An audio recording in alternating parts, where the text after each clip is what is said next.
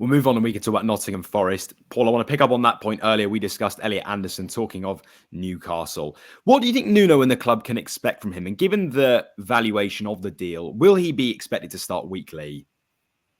Well, that type of price you would expect. So you look at his age, he's 21. He's a player that I suspect that not lots of the Nottingham Forest fans know a lot about. When he's 21, he's played 65 first-team games. So yeah, it's a big fee. But Forest have obviously seen a lot of potential in him. And you're not going to pay that amount for a young player without integrating him into your squad. I think there's still improvement there to be made, but I think there's obviously the nucleus of the talent is there, and I think he will be integrated into the first team pretty much straight away.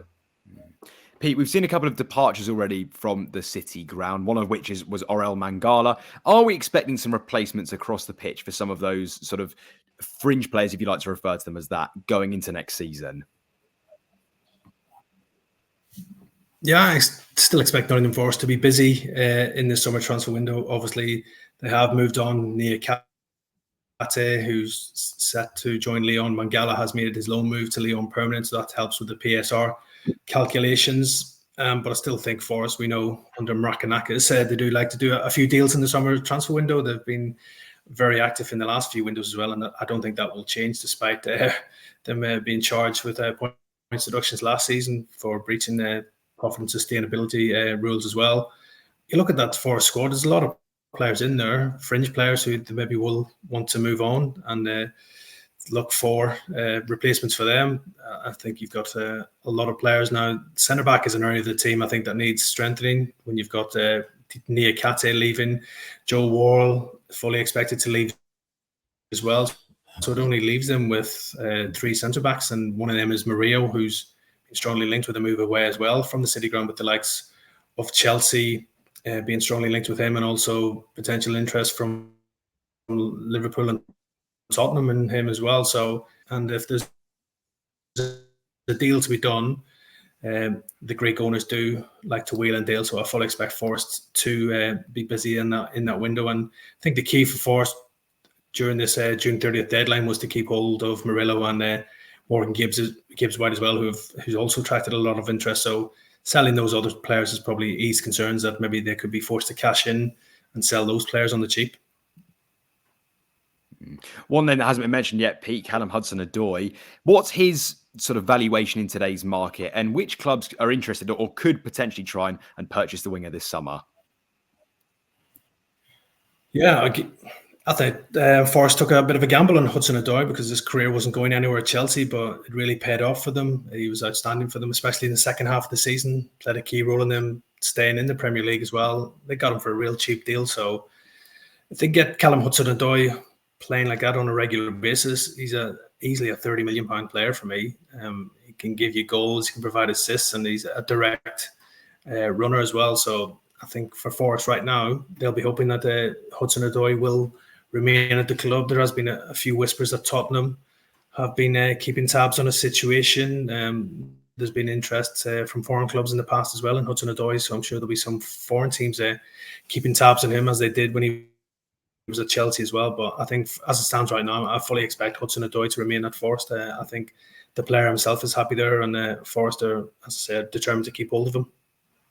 One other winger, Paul, to mention, Anthony Langa in there. His exit has been potentially rumoured about on the cards. What would you say his valuation is, and how much of a star could he be for the future? Is he similar to Callum HudsonAdoi in that his ceiling is actually much higher than many expected? Yeah, when you look at his age as well, and you look at the season that they both had, HudsonAdoi and Langa, they were the outlet for Forest, the pace that they've got. Difficult to put a price on them. I mean, you're looking at what, 30 million plus you would expect for Langa, 25, 30 million, maybe. You look at players like that because of their age and their potential. And Forest are not really going to want to have to deal unless they have to with these type of players, because they're integral to what they did last year. Yes, there's rules and PSR and everything else we talk about, but you don't want to disintegrate your squad into a place where it's not capable of competing. And as we know, Forest just stayed up last season with the points deduction. So they're not going to want to be there again. They're going to want to go into this season even stronger. So the likes of Langa, HudsonAdoi, Morgan Gibbs White, Murillo, that you would expect that they're going to lose at least one of them. And I think probably from speaking to a lot of people and listening to us every week, it's Murillo's looking like the one that they're going to get the most value for. I mean, he was outstanding this season, the centre half And I think what they paid for him compared to the market value that they can get on him, I think they'll get a really good price for him this summer if they are to trade.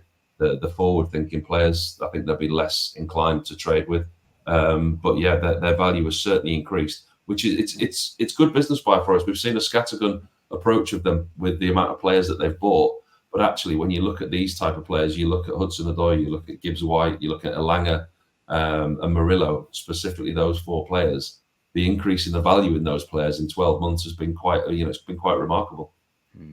And to sort of wrap up on them, Pete, where is Nuno looking to strengthen this summer? Are there any targets we can mention and positions to name that they're looking to bolster in this summer? Yeah, obviously, as I said, a lot will depend if they do lose some players. If they were to lose Anthony Langa, I think they would look to bring in a replacement for him. I think for Nuno right now, it's good news that he's been managed to keep hold of Morgan Gibbs-White, because he'd have been very hard to replace for them, I think, in that Forest side.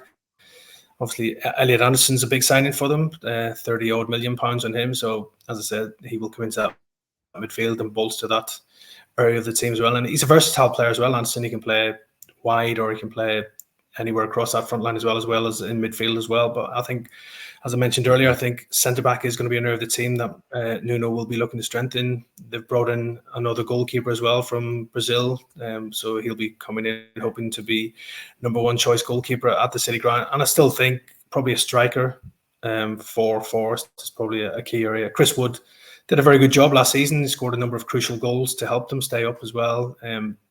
Awoniyi obviously probably is the number 1 choice up front, but he had his injury problems last season, so he can't really be relied upon to play all the games. So I think Forest are to improve, probably to bring in another striker, and Che Adams from Southampton seems to be the one who could make that move to the City Ground. And again, maybe not a prolific goal scorer, but he gives you versatility. He's got good Premier League experience as well, so he could be somebody that could come in and help ease the burden on Awoniyi and Chris Wood in that forward department. You've just watched a segment from Football Insider's brand new podcast, The Inside Track, with me, Lewis Pearce, alongside the guests on the show. Thanks very much for tuning in. Please do give the video a like, comment your thoughts on the topic, and feel free to share on your social media pages. If you want to listen to the full podcast episode, click the link in the description below. Keep your eyes peeled for plenty more content and exclusives here on The Inside Track.